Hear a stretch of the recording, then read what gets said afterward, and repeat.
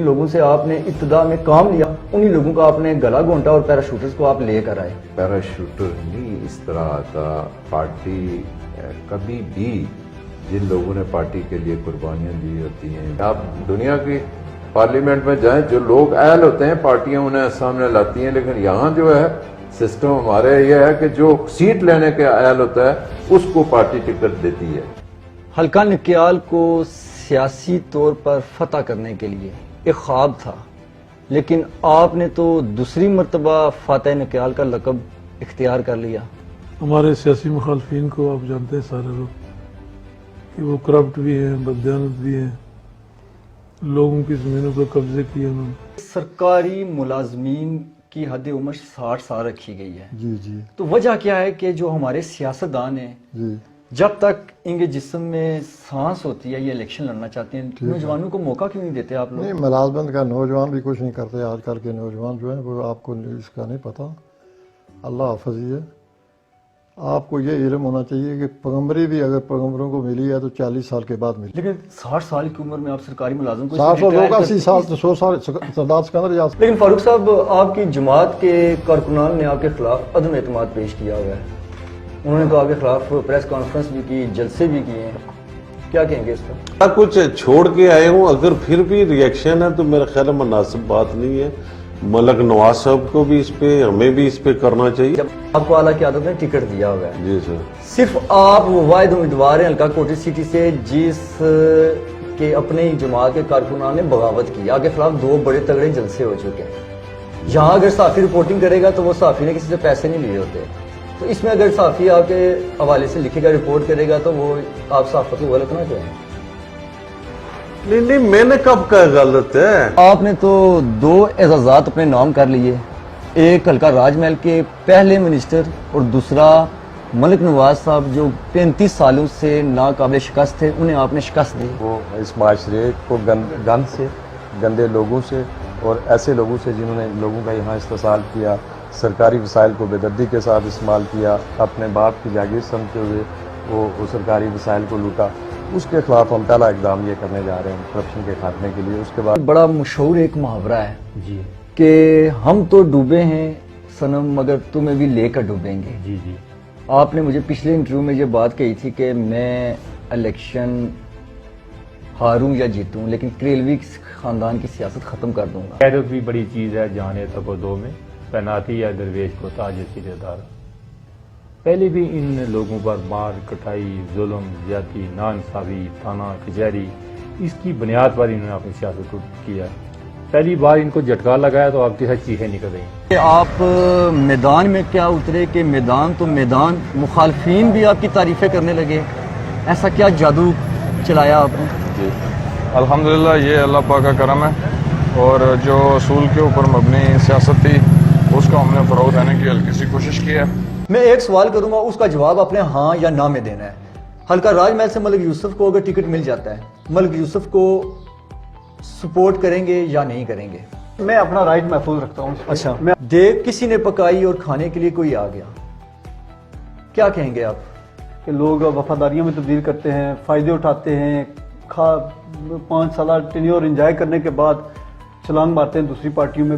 سردار قیوم نیازی صاحب ابھی تک کتنے الیکشن لڑے؟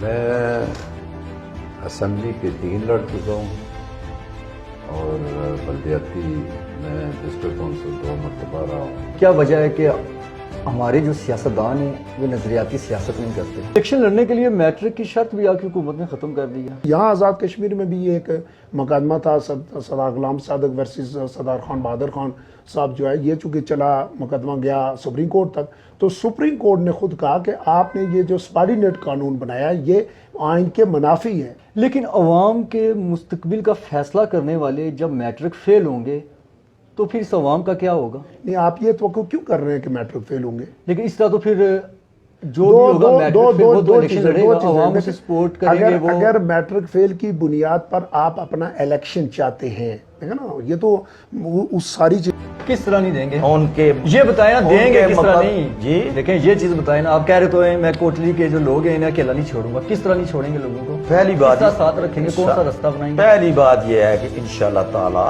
پاکستان پیپلز پارٹی کا رائٹ میرا ہے اور حق میرا ہے. دار کی عصمت کو رسوا نہ کیا ہم، دھوکے تو ووٹ کا پر دھوکا نہ دیا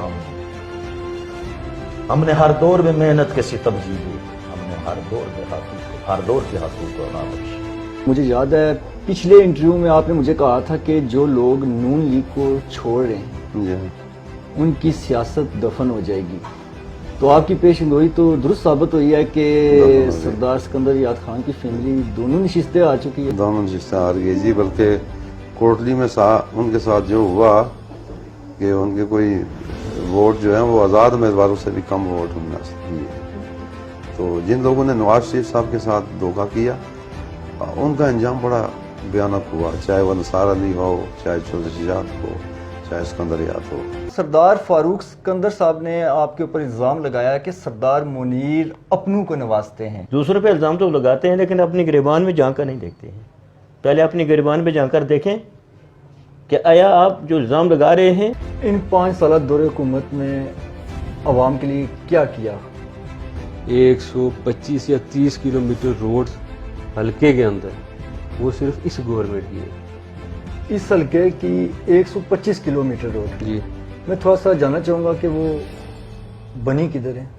کوئٹہ سے آپ یہاں سے سیدھا سیری تک چلے جائیں، روڈ کی حالت آپ کے سامنے ہے.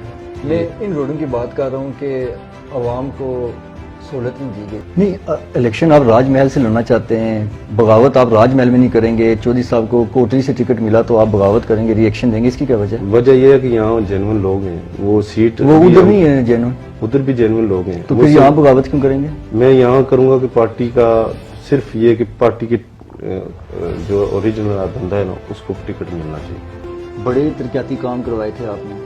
یہ کوشش کی میں نے خدمت کرنے کی لوگوں. تو کہا جاتا ہے کہ جتنے 35 سال اقتدار کرنے والے ملک نواز صاحب کام نہیں کرا سکے وہ آپ نے 5 سالوں میں کروائے تھے.